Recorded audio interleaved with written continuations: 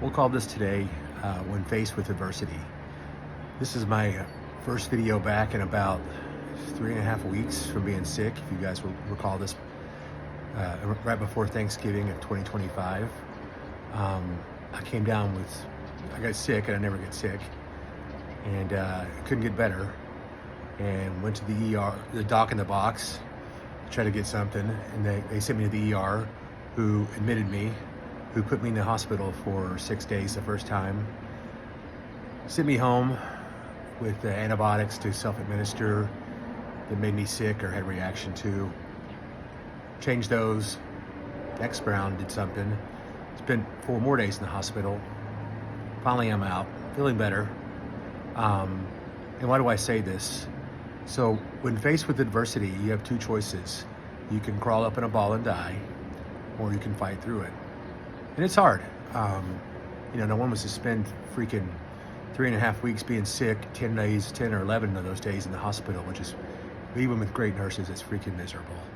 Poked, prodded, woke up, sleeping an hour at a time, blood draws, IVs, doctors, questions, all that jazz. So what gets you through that? Well, a couple things for me. And you have to focus on the positive. You can't just sit there and focus on the negative, or you will just go into a deep depression. Your why. You'll hear this a lot from me, and you'll hear a lot as you get into business. Simon Sinek had a TED Talk he turned into a book saying you have to have a why to focus on. So like mine was seeing you guys, wanting to be around to see you guys grow up, get married, raise kids. That was a big one, because initially they were like, well, we're gonna have to rule out cancer. I'm like, fuck, what? But things got better. And the second thing would be, and I've talked about this, is my secret weapon in life, which is your mom. When mom would show up, shit got real.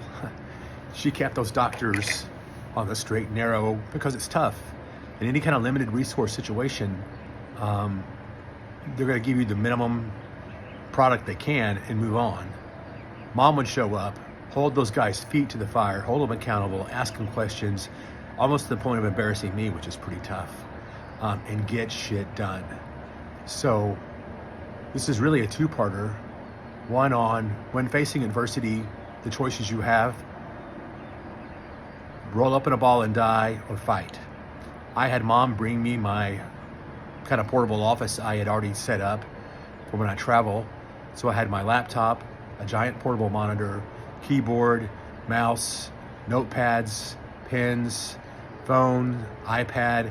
The nurses thought I was insane. They would roll in the mornings. I would get up, clean up, get ready, move over to the couch and start working. And they just thought that was crazy. I talked to everyone about insurance. But that was my way of dealing with that as well, is to fight through it and work as much as I could. When you're self-employed, you don't have a lot of choices like that. Even with decent systems, and you see when you're sick, the holes in your business. My way of doing that was just to keep fighting and to keep working and to keep doing my job and working with my staff, moving forward, because that was getting me through my why, was just to keep fighting. And then again, like I said, when you have a good spouse and partner, it's just like you're unbeatable. Like I said, mom took such good care of me. Hospital food isn't the best. And Norman Regional's kitchen is like basically down to some kind of military type kitchen, because they're remodeling. So the food was pretty horrible. I could drink the iced tea and occasionally the breakfast, eggs. That was about it. So mom was bringing me meals. She was making sure that the nurses and doctors were doing what they're supposed to do, asking questions, forcing them to get tests that they might not want to run. But in lieu of dealing with her and her riding their ass, they started doing shit like that. So it's, like I said, really a 2-parter. How you deal with adversity, and you're going to face it in your life. Relationships, business, health, like me. At some point, being 57, it's going to happen.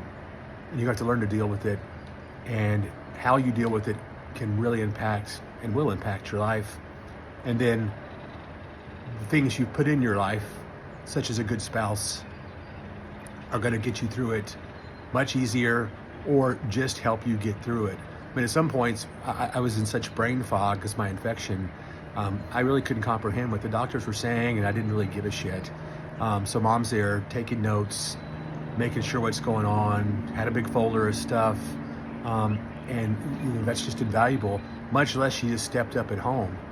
She could have said, screw it, we have a little hobby farm here, I don't have time, I'm gonna mess with it. She didn't. She took care of all the animals, she took care of the house, came home, everything was in perfect order. You just can't ask for more than that. And that's why choosing your mate, spouse, whatever you would call it, is so important. Being equally yoked, having the same thoughts, and getting along and being best friends and protecting each other is just invaluable. And I'm sure that she's going to be another foot someday. And that was another one of my whys, is to stay around for her. Both our parents passed away young, and it really sucks being by yourself as you get older, because these things do happen. You tweak an ankle, hip replacement, like me, some random infection. Having that spouse there that's supportive and will do whatever it takes to make sure you're safe and taken care of is just invaluable. So just thought I would do one.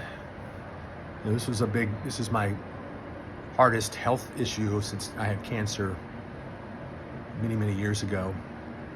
And it sucks, but it does show you what you're made of sometimes. I just can't give up. Like I said, I moved my office to the hospital. The doctors and nurses just were like, what in the hell are you doing? I'm like, I gotta work. I own my own business. I haven't spent 28 years to let anything happen to it just because I'm sick. And then, of course, like I said, the importance of a spouse that's there, that has your back, and will do whatever it takes for you, asking nothing in return. Sometimes I was kind of irritated. My mom didn't care. She just did her job, and you just can't ask for more than that. So thought I'd give you a little advice on this. It will happen, and maybe this gives you some context, and just plow through it. Find your why, your kids, your spouse.